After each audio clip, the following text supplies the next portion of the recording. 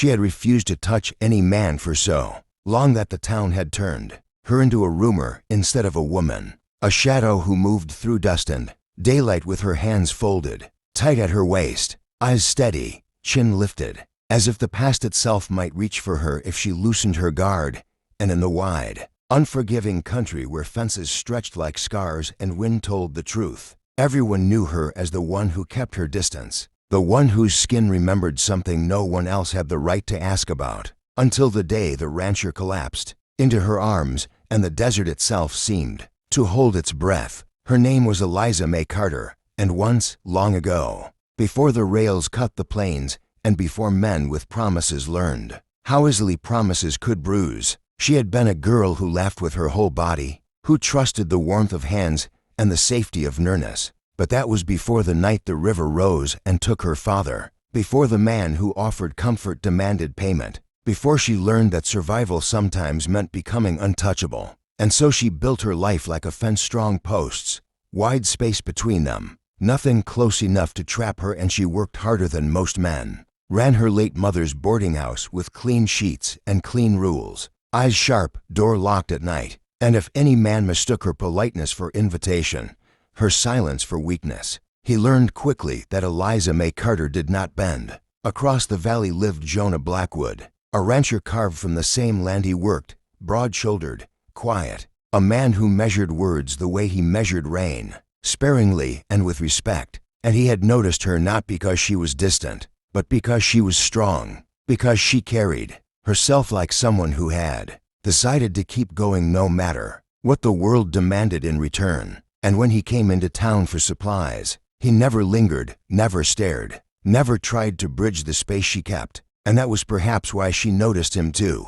The way he tipped his hat without expectation, the way his eyes held neither hunger nor pity, just recognition, as if he understood that some things were not his to take. Seasons passed, dust turned to mud and back again, and one afternoon the sky darkened early with a storm that felt wrong in the bones, the kind that cracked open the horizon, and Eliza found Jonah at her door, not asking for shelter, but warning her that the creek would flood, that she should move the stock tied behind the boarding house. And she went with him because practicality overruled pride, because danger had a way of stripping life to essentials. And together they worked in the rising wind, rope and rain and thunder, until the world narrowed to effort and breath. And that was when Jonah staggered, his strength failing without drama, his face gone gray, his knees giving way as if the land had finally asked too much of him. And before Eliza could think, before memory could rise up like a fist, she caught him, his full weight crashing into her arms, her body reacting faster than her fear, her hands gripping his coat, his head against her shoulder. And in that instant something old and locked away shuddered inside her. Not pain but shock, not violation, but the sudden realization that touch did not always take, that sometimes it was given without demand. She stood there in the rain, heart hammering, holding a man who trusted her with his helplessness, and the storm roared around them as if to hide the moment from the world. And she did not drop him, did not pull away, did not harden, she simply held. And when he came to, eyes fluttering open, shame already forming on his features, she surprised them both by speaking gently, telling him to breathe, telling him she had him, words that felt strange and right in her mouth. And she helped him inside, laid him on her own bed because it was closest, because decency sometimes meant practicality, and she tended him with a steadiness that came from years of tending herself. Cool cloth, measured movements,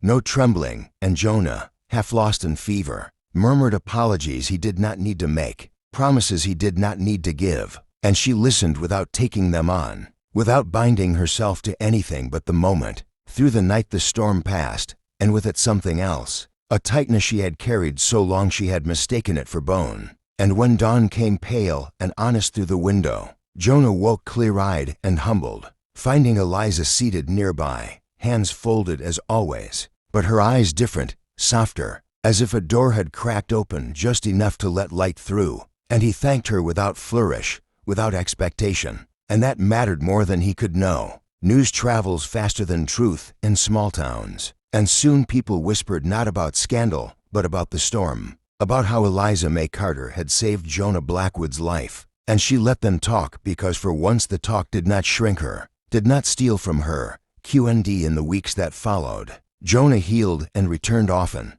not to claim what had never been offered, but to help fix a fence, to bring fresh beef, to sit on the porch and share the quiet. And Eliza learned that closeness did not have to be a trap, that strength could be shared without being stolen. And one evening, as the sun bled gold across the land, Jonah reached out not to touch her, but to steady a chair, and she felt no fear, only a calm readiness. And when she finally chose to take his hand, it was not surrender but decision, a reclaiming of herself on her own terms. And the town watched as the untouchable woman walked beside the quiet rancher, not because she had been rescued, but because she had allowed herself to be seen. If this story moved you, if you believe in slow burn courage, in healing that honors strength, and in Wild West tales where love is earned and respect is everything, subscribe to Wild West Dairies, where legends live, hearts endure, and every story rides the long trail home.